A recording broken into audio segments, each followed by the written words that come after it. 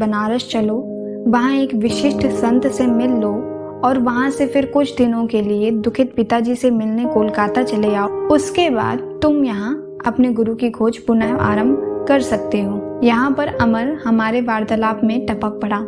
उसने कहा कि मेरे साथ पुनः हरिद्वार आने का उसका कोई इरादा नहीं है। वह पारिवारिक स्नेह सुधा का उपभोग कर रहा था, परंतु मुझे विश्वास था कि मैं कभी भी अपने गुरु की खोज का परित्याग नहीं करूंगा। हमारी मंडली बनारस के लिए रेलगाड़ी पर सवार हो गई। वहां मुझे अपनी प्रार्थना का एक अद्भुत और प्रत्यक्ष उत्तर मिल गया। अनंतदा ने पहले से ही एक कौशलपूर्ण व्यूह रचना कर रखी थी।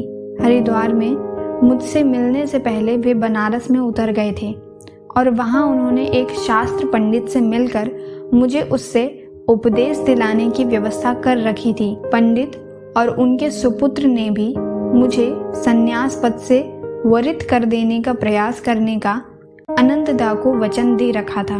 अनंतदा मुझे उनके घर ले गए। पंडित जी के अति उत्साही स्वभाव वाले युवा पुत्र ने आगे बढ़कर आंगन में ही मेरा स्वागत किया। उसने मुझे एक लंबे दार्शनिक तर्क वितर्क में उलझा दिया। अपनी अतीन्द्रिय दृष्टि से मेरे भविष्य को देख पाने का दावा करते हुए उसने मेरे सन्यासी बनने के विचार पर असहमति प्रकट की। यदि तुम अपने साधारण उत्तरदायित्वों को त्याग देने का हठ करोगे तो निरंतर दुर्भाग्य का शिकार बनोगे और ईश्वर को पाने में असमर्थ रहोगे। सांसारिक अनुभव के बिना तुम अपने पूर्व कर्मों को समाप्त नहीं कर सकते। उत्तर में श्रीमद् भगवद गीता के सनातन शब्द मेरे होठों पर उभर आए।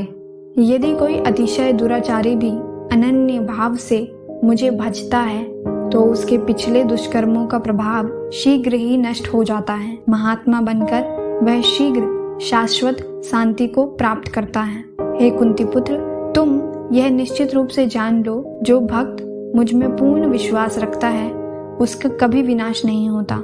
किंतु उस युवक द्वारा दृढ़ता पूर्वक की गई भविष्यवाणी ने मेरे विश्वास को थोड़ा सा हिला दिया था। अपने हृदय की पूर्ण भक्ति से मैंने मन ही मन ईश्वर से